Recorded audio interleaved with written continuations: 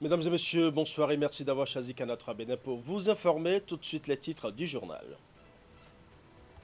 Incendie cet après-midi dans la commune d'Abomey-Calavi. Une boutique de vente de gaz et une cafétéria sont toutes parties en fumée. Le drame s'est produit dans la zone d'Arconville. Aucune perte en vie humaine n'est enregistrée, mais on déplore beaucoup de dégâts matériels. Les raisons et les leçons à tirer de cet incendie dans ce journal. Demain 1er juin, la communauté internationale va célébrer la journée de l'arbre. Plusieurs plans seront mis en terre un peu partout au Bénin. Quels sont les avantages à avoir un arbre dans son environnement immédiat? La réponse dans ce journal. Nous parlerons également politique dans ce journal avec la sortie médiatique des conseillers Union progressiste de la ville de Boycon. Les nouveaux élus, à travers une déclaration, ont notifié de quel côté ils seront lors de l'installation et de l'élection du maire de la ville Carrefour demain lundi. Ils ont également exprimé leur intention de voter pour la liste de candidatures que présentera le bloc républicain lors de la session devant conduire au choix du maire et ses adjoints. La teneur de leur message dans un instant. Voilà pour les titres, mesdames et messieurs. À nouveau, bonsoir.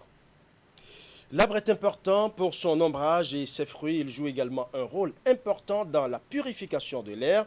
Demain, 1er juin donc, la communauté internationale va célébrer la journée de l'arbre. Beaucoup de plants seront mis en terre en République du Bénin. En cette veille de la célébration, une équipe de notre rédaction s'est intéressée aux nombreux avantages liés à l'arbre. Voici le reportage de Imet Hélène Amonso. Présent dans plusieurs domaines de la vie, l'arbre revêt une importance capitale pour l'homme, matière première pour certains, élément de substitution pour d'autres. L'arbre et ses produits dérivés interviennent dans les activités d'ameublement, de maçonnerie, de construction, de production agricole, de thérapies diverses et bien d'autres. Même quand il n'est pas directement lié à l'activité professionnelle de l'individu, il intervient dans la purification de l'air inspiré au quotidien. Aujourd'hui, nous sommes en train de vivre un phénomène climatique. On parle d'effet de serre, réchauffement climatique, la rareté des pluies, tout ça, c'est beaucoup de facteurs. Mais l'élément principal, c'est la destruction du couvert végétal. Dans quelle maison vous n'allez pas trouver de meubles? La médecine se fonde sur la végétation. L'arbre, donc, en Afrique, particulièrement au Bénin, nous aimons faire ce qu'on appelle les feux de bois. Pour cuisiner, le bois a une importance transversale dans la vie. Tout être humain en dehors du gouvernement doit s'approprier aussi cet exercice de reboisement. Et ça doit se faire au quotidien. Puisque nous n'allons pas attendre par exemple le 1er juin pour le faire. Non, nous devons le faire chaque fois que nous avons l'occasion et l'entretenir. Parce que le tout ne suffit pas de dire, bon c'est 1er juin, on a planté. On peut planter bel et bien en janvier. Il faut qu'à chaque occasion, à l'inscription par exemple des élèves, pourquoi ne pas planter un arbre? À la naissance de chaque enfant, pourquoi ne pas le faire? Voyez, non, à chaque destruction, il faut forcément planter, le remplacer. Nous prenons le cas des forestiers. Ils ne devaient pas être les seuls. Parce que notre système éducatif ne nous permet pas de voir, par exemple, que l'arbre est très important pour pouvoir donc accompagner ces forestiers qui se gênent sans suite. Ressources ligneuses et donc richesse matérielle. Les arbres font partie de la catégorie des végétaux supérieurs. Ils possèdent distinctement des racines, une tige et des feuilles. Les calibres des racines sont variables et les feuilles multiformes. La tige ou le tronc pour certaines espèces peut avoir une circonférence variable et une taille mesurable en centimètres ou en mètres. Comme les autres êtres vivants, l'arbre connaît un cycle de vie immuable, à savoir la germination, la croissance, la dégénérescence et la mort. Pour parvenir à l'état de maturité, l'arbre, qu'il soit ornemental, fruitier ou d'espèces ligneuses, requiert beaucoup de soins pour se développer. L'arbre nous apporte l'ombrage. L'arbre, lorsque c'est un fruitier, ça nous donne des fruits.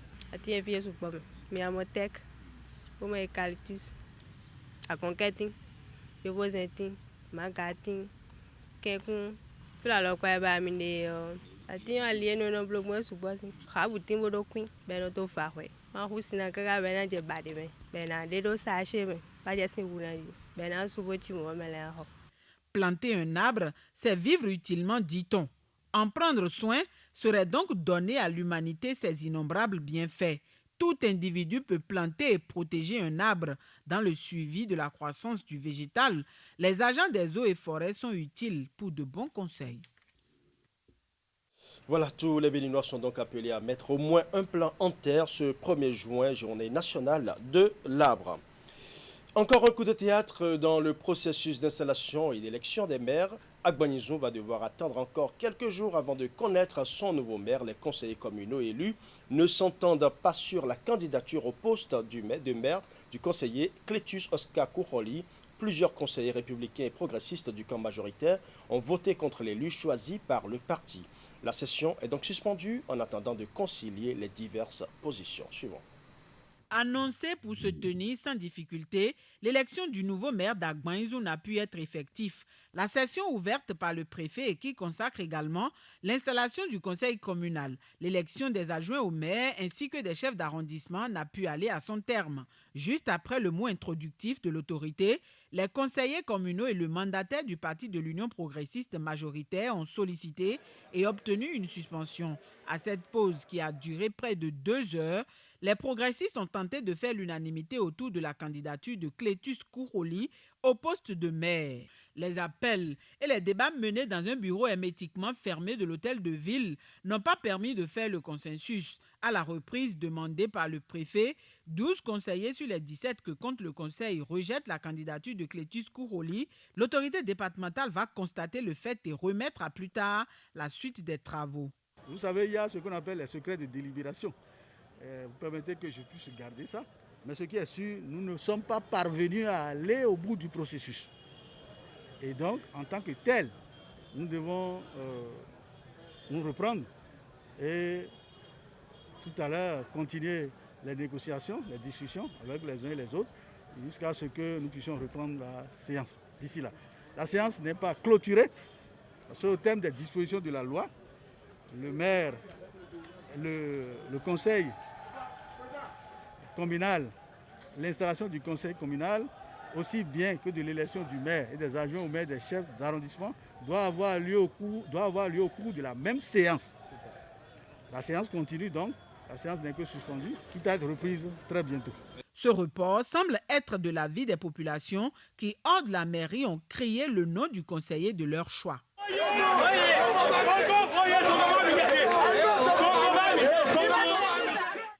Cette malcompréhension et mésentente profitent au camp adverse qui semble s'en réjouir. Le nombre de contre, c'est 12 et le nombre de oui, c'est 5. Et le parti majoritaire a réuni 10 conseillers. Ça veut dire qu'en leur sein, ils ont la majorité absolue. Alors donc, le verre dans le fruit. Nous sommes en politique et je pense que dans les jours à venir, dans les heures à venir, on pourra trouver une formule.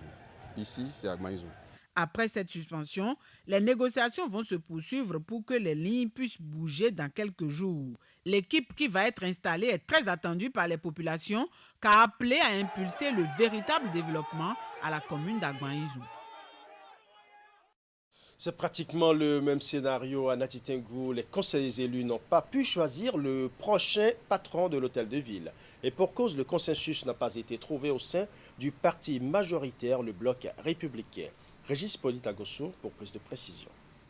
Sur les 25 conseillers que compte la commune de Nati Tengou, 24 ont répondu ce samedi 30 mai 2020 à l'appel de l'autorité préfectorale qui a procédé à leur installation dans la salle de réunion de l'SCPR de Nati Tengou. Mesdames et messieurs, en vous confiant de la gestion de la cité, il est attendu une efficacité dans l'enracinement de la démocratie à la base et la promotion du développement local. C'est pourquoi je m'en vais vous inviter à la transparence, à l'implication des populations et à la responsabilité collégiale dans la conduite du développement de la commune de Nati Tengou. Après donc le port des échappes qui a mis fin à la cérémonie d'installation, les conseillers communaux et l'équipe préfectorale se sont retrouvés hors caméra pour les différents votes.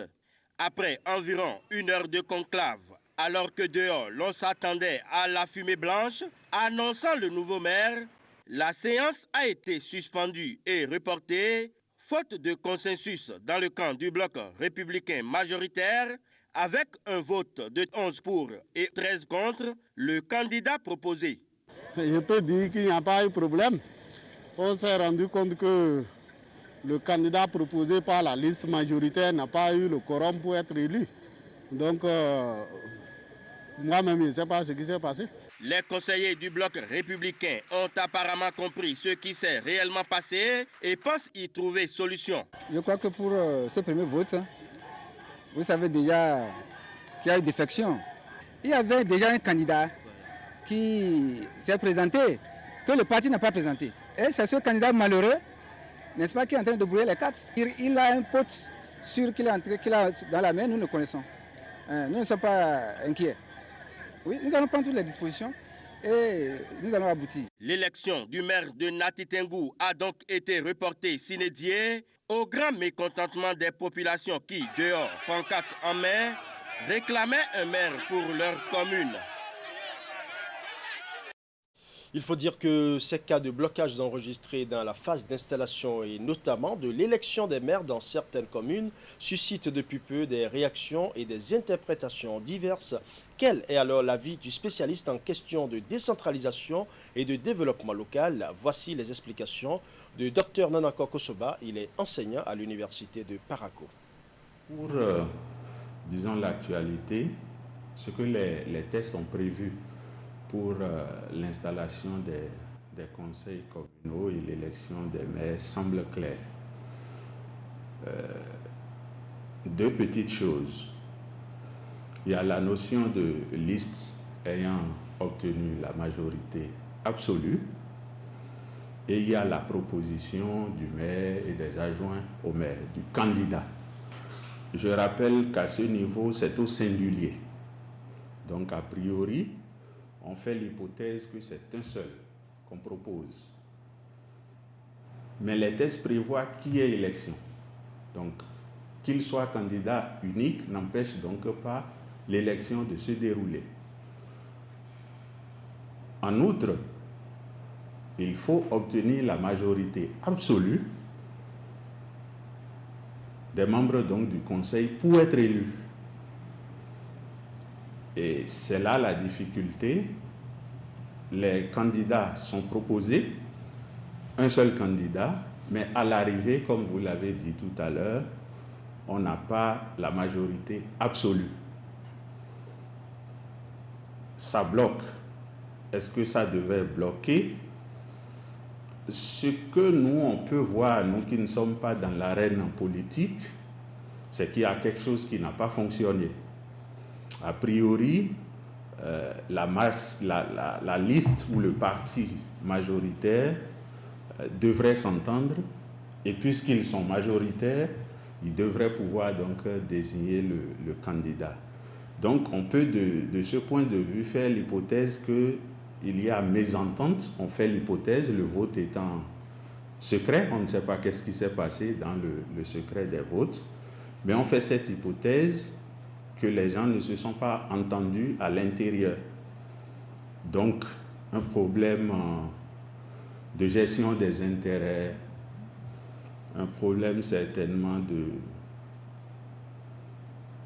positionnement personnel qui prend donc le pas sur la discipline du groupe. Donc, c'est ce à quoi nous avons assisté. Et ce que l'on constate, c'est que la séance est suspendue, disons suspendue, pour reprendre ultérieurement. Donc, qu'est-ce qui peut se passer? De mon point de vue et du regard extérieur très limité que peut avoir donc quelqu'un qui n'est pas au sein du Conseil, deux possibilités, l'une politique et l'autre juridique. La possibilité politique, c'est que les obstacles pour obtenir la majorité absolue soient levés, peu importe, disons, comment ils y arrivent, et ils savent certainement mieux que nous qu'est-ce qui fait le blocage. Peut-être que c'est la répartition des responsabilités, des sièges entre les différents prétendants. Ça peut sembler plus simple, comme ça, à la reprise et dans les délais des 15 jours fixés par la loi. On peut donc voir la situation évoluer, donc pouvoir désigner un maire dans ces communes-là qui voilà, puisse prendre en main rapidement les destinées de ces communes et commencer par travailler sur les défis de développement qui les attendent. La seconde voie qui est juridictionnelle, c'est de s'en remettre au juge. Mais pour arriver à ce niveau, il faut que le blocage soit imparable, c'est-à-dire les négociations n'ont pas abouti et que le délai de 15 jours est passé. Une fois ce délai passé, deux conseillers seulement, peuvent donc saisir la Cour suprême qui va donc prendre en main et certainement conduire à terme l'installation et la désignation du maire et de ses agents. Voilà très rapidement ce que je peux dire par rapport à cette actualité. Justement, pour éviter un autre coup de théâtre, comme c'est le cas dans d'autres villes à Boïcon, les conseillers Union progressiste de la ville ont donné de la voix. Les nouveaux élus, à travers une déclaration, ont notifié de quel côté ils seront lors de l'installation et de l'élection du maire de la ville Carrefour ce lundi. Ils ont également exprimé leur intention de voter pour la liste de candidatures que présentera le bloc républicain lors de la session, devant conduire au choix du maire et de ses adjoints. Suivons. L'installation des nouveaux conseils communaux à la suite des élections du 17 mai dernier a démarré. Contrairement à la pratique antérieure, ce sont les partis politiques qui présentent les listes de candidatures aux différents postes à pourvoir, ce qui est une innovation importante. Nous, élus de l'Union progressiste UP de Boïcon, notons de ce fait qu'avec la réforme du système partisan, il y a une avancée considérable dans les installations des conseils communaux et l'élection des maires, de leurs adjoints et des chefs d'arrondissement. Toutefois, dans quelques communes, l'installation des nouveaux conseils communaux est mise à mal par des manœuvres tendant à faire échouer les listes de candidatures légalement présentées par les partis politiques, donnant un coup d'arrêt au processus. À Boïcon, il y a déjà des prémices d'une telle situation, avec des contacts tous azimuts pris avec nos élus Union progressiste UP, par plusieurs conseillers du bloc républicain, pourtant majoritaires. Après une rencontre avec nos responsables locaux, notamment le maire Luc Setondi à Tropo, et le député Mama Sani, et après consultation de diverses couches représentatives de la commune de Boïcon, nous, conseillers Union progressiste UP de Boïcon, dénonçons la mise à mal de la réforme du système partisan et refusons ce faisant d'être de mauvais perdants. Refusons de nous associer à toute manœuvre visant à pactiser avec des conseillers BR qui nous contactent à l'effet de les soutenir contre la liste de candidatures que présentera leur parti, dans le dessein de faire échec au processus d'installation du conseil communal. Prenons tous l'engagement, sans exception aucune et sans négociation politique, de voter tous à l'installation du conseil communal pour la liste des candidats que le bloc républicain présentera. Prenons l'engagement de délivrer, si nécessaire, nos 9 procurations pour faire foi de notre décision de voter pour la liste de candidature bloc républicain. L'Union progressiste est un parti structuré où les militants, surtout ceux de Boïcon, sont des militants qui respectent quand même leur parti et les institutions de leur parti. Il ne sert à rien de dire qu'on soutient le chef de l'État, au bout des lèvres. C'est ça que nous avons voulu démontrer pour dire que aujourd'hui, d'après les résultats provisoires proclamés, le BR est le parti majoritaire. Nous devons d'accompagner l'installation dans les meilleures conditions des élus BR à des niveaux prévus par les tests. Et depuis ce vendredi, Abomey a un nouveau conseil communal dirigé par Antoine Djedou du parti de l'Union progressiste. La nouvelle équipe dirigeante a été installée à la faveur d'une cérémonie présidée par le préfet du département du Zo, Imet Elena Mosso. Affluence des grands jours ce vendredi à la mairie d'Abomey. Sur convocation du préfet du département du Zou, les nouveaux élus communaux ont répondu présents à la cérémonie d'installation des membres de l'équipe dirigeante de la ville pour la 4e mandature de l'ère de la décentralisation.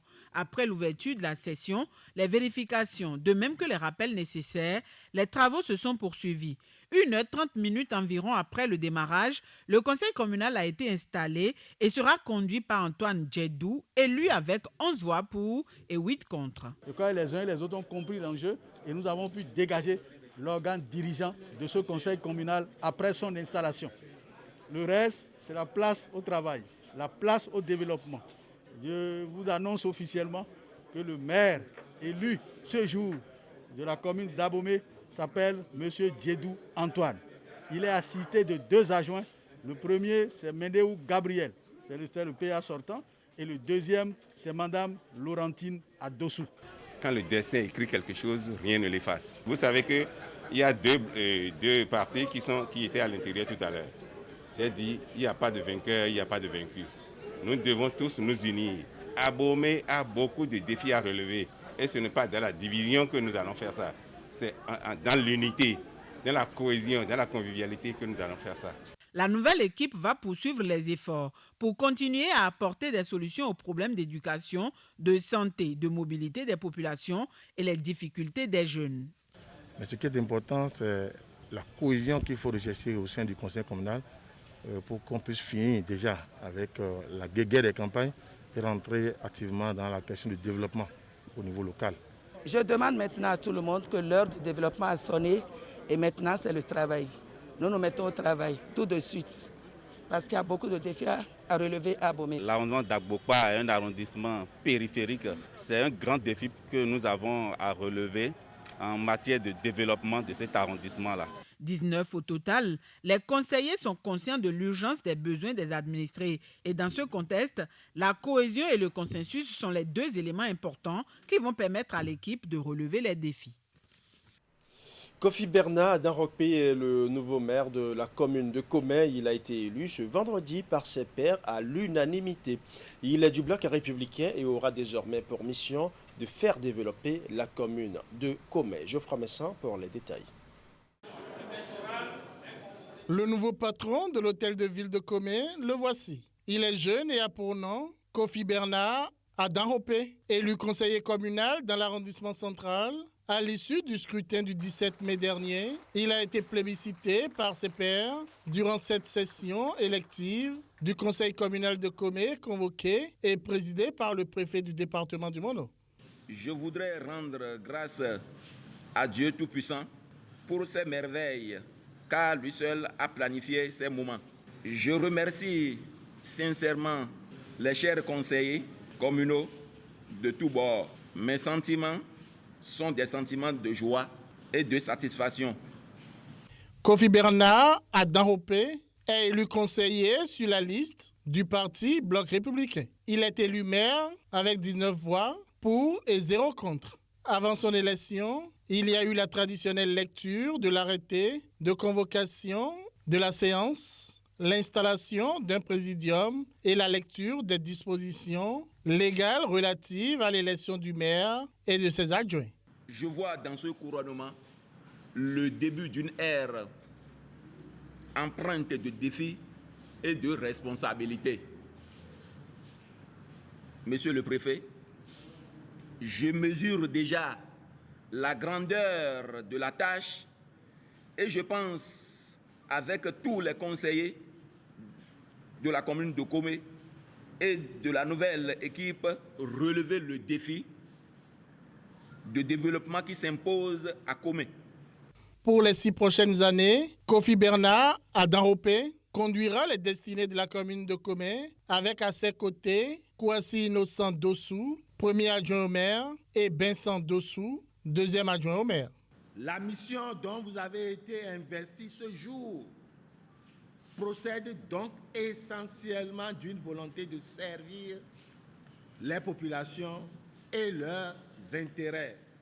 Monsieur le maire élu, Madame et Messieurs les membres du conseil communal, mieux qu'une simple poursuite des œuvres de vos prédécesseurs, l'histoire de l'édification de votre commune attend de vous que vous vous illustriez par des performances positivement historiques.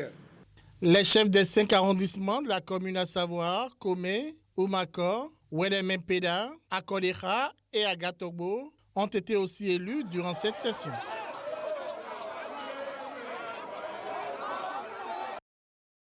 Une nouvelle moins joyeuse à présent, incendie cet après-midi à Bomé-Calavi. Une boutique de vente de gaz et une cafétéria sont toutes parties enfumées. Le drame s'est produit dans la zone d'Arconville.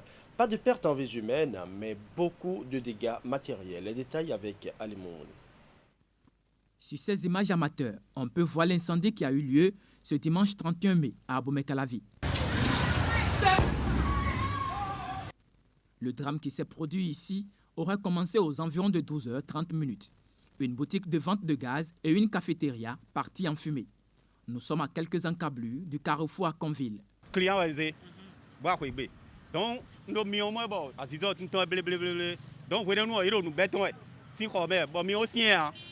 donc, à peine bon, des clients qui étaient à la station, bon, il y a quelqu'un qui a fait le léo, mais au bétal au confiné.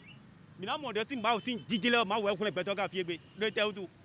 Mais on bloque, nous, il tombe, bon, moi, dedans, mais bien, quoi, écoute. Et à peine, dedans, mon faux coup de quoi, nous, j'ai tout à dit, à 10 cases de homme. Et là, quelqu'un 30 minutes, et non, là, il dévoue.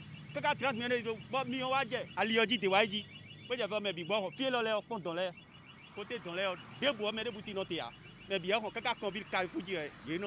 Selon les informations glanées sur place, le feu serait parti de la boutique de vente de gaz avant d'embraser la cafétéria.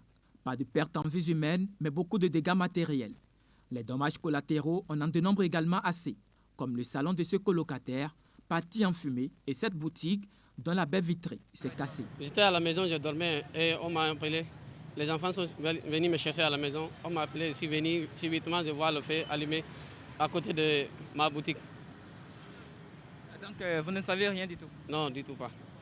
Okay. Alors, je suis venu voir le feu allumé. On a essayé d'éteindre le feu et on a appelé les sapeurs-pompiers. Comme ils ont pris du temps avant de venir, donc c'était plus grave. Le gaz a commencé à s'exploser.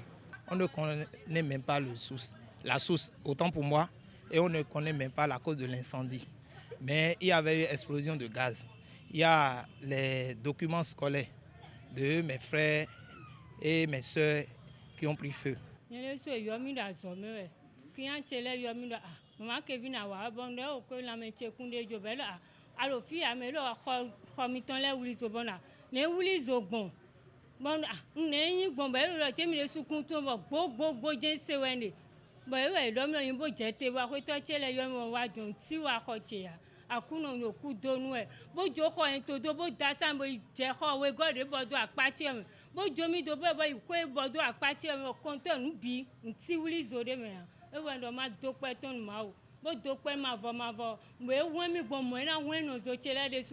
a fallu près de 2 heures pour maîtriser le feu, et ceci après l'arrivée des pompiers. Dans le rang des victimes, difficile de digérer le choc. Seulement quelques heures après, le maire de la commune descend sur les lieux. Je crois que là, ça nous amène à réfléchir autrement dans les ventes de gaz dans nos communes ou dans nos cités. Parce que le pire aurait pu arriver, mais Dieu aidant, nous n'avons pas eu de perte de vies humaines, mais quand même il y a eu des pertes extrêmement importantes. Donc à partir de ce moment, nous appelons toute la population à vraiment respecter un certain nombre de critères avant de se transformer en vendeur de gaz. Parce que vraiment, les jours à venir, nous allons réglementer tous ces commerces-là pour éviter le pire. Parce que le pire aurait pu arriver et c'est totalement le quartier qui serait embrasé. Donc je loue tous ceux qui ont été prompts dans les actions. Les victimes ont assez perdu dans ce drame et ne savent plus à quel saint se vouer. Ils appellent les autorités à leur secours. Parlons agriculture à présent. Clenchée depuis l'avènement du régime Talon, la renaissance de la filière palmier à huile est aujourd'hui dans sa phase active. Ce vendredi, le ministre Gaston Dossoui était dans le département du Plateau pour lancer officiellement la campagne de plantation de palmier à huile au Bénin. Emma Rodonon pour plus de précisions. C'est à Ifanyi, dans le département du Plateau, que le ministre de l'Agriculture a procédé ce vendredi au lancement officiel de la campagne de plantation de palmier à huile au Bénin. Bien. Tu es appelé à grandir et à produire. Donne-moi le piquet. Chacun n'a qu'à planter son plan. Autrefois pourvoyeuse de richesses pour le Bénin, la filière palmier à huile a connu d'énormes difficultés au point de tomber dans la décadence. Elle renaît depuis l'avènement du régime du président Patrice Talon et ce lancement de la campagne de plantation est l'un des actes forts de cette renaissance. Est-ce que vous avez entendu au Bénin qu'il y a mis vente d'huile rouge? C'est faux. L'huile est utilisée pour diverses transformations. Et tous les sous-produits du palmier à huile sont des produits nobles. Alors pourquoi ne pas revenir à ce qui a fait la fierté et la richesse de notre pays? Je vous invite à planter comme moi, comme le président de la PNOPA, comme le maire de Provence et comme vous, jeunes, pour que l'exemple soit suivi. Je salue et remercie les partenaires qui nous accompagnent dans cet élan, mais nous aussi, nous devons avoir un sursaut d'orgueil pour aller loin dans la plantation pérenne. Nous avons, à l'occasion du lancement de cette activité, fait produire et acquis auprès des pépiniéristes agréés des plants de palmier à huile sélectionnés qui vont être mis à disposition des bénéficiaires à titre subventionné, à prix réduit. Donc le mécanisme nous permettra de couvrir 400 hectares de plantation de palmiers à huile pour l'appui que nous faisons. Mais je voudrais déjà vous dire que les graines pré-germées mises à disposition par le CRAPP et la production de plants pour cette année au niveau national permettra de couvrir près de 6500 hectares. Pour ce lancement de la campagne de plantation de palmiers à huile, c'est une superficie de 2,5 hectares qui a reçu les plants. Voilà, ce sera tout pour ce journal. Merci pour votre aimable attention. Bonne soirée chez vous.